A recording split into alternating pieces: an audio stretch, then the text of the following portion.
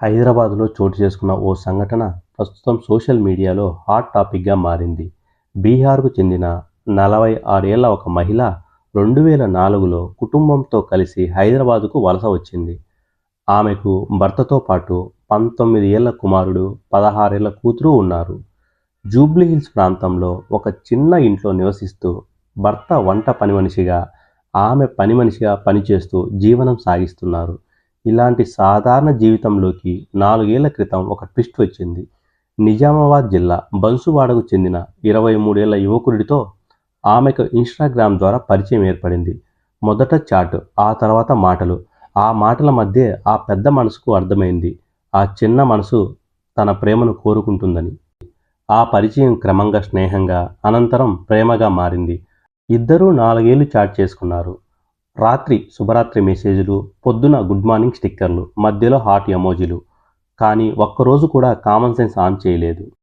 వీలు చిక్కినప్పుడల్లా నగరంలో పలుమార్లు కలుసుకుంటూ ఉండేవాళ్ళు.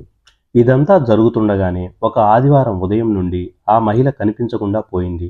చుట్టుపక్కల వెతికిన భర్తకు ఆమె ఆచూకీ లభించలేదు. వెంటనే పోలీస్ స్టేషన్లో మిస్సింగ్ కంప్లైంట్ ఇచ్చాడు. పోలీసులు రంగప్రవేశం చేసి కేసును సీరియస్గా తీసుకున్నారు. సీసీ కెమెరా ఫుటేజీలు పరిశీలించిన పోలీసుకు మైండ్ బ్లాక్ అయింది.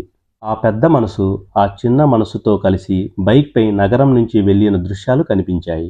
ప్రస్తుతం వారి మొబైల్ ఫోన్ సిగ్నల్స్, ప్రయాణ మార్గాల ఆధారంగా పోలీసులు గాలింపు చర్యలు చేపట్టారు.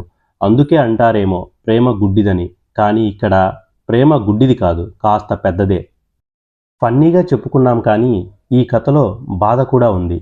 ఒక కుటుంబం ఉంది, పిల్లల భవిష్యత్తు ఉంది. అందుకే చివరిగా ఒక చిన్న లెసన్.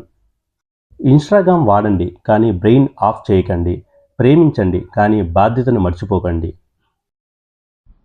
ఈ వీడియో మీకు నచ్చినట్లయితే లైక్ చేసి షేర్ చేయండి. అలాగే నా ఛానల్ను సబ్స్క్రైబ్ చేసుకోండి. ఇలాంటి మరికొన్ని వీడియోలతో మళ్ళీ కలుసుకుందాం. Thank you.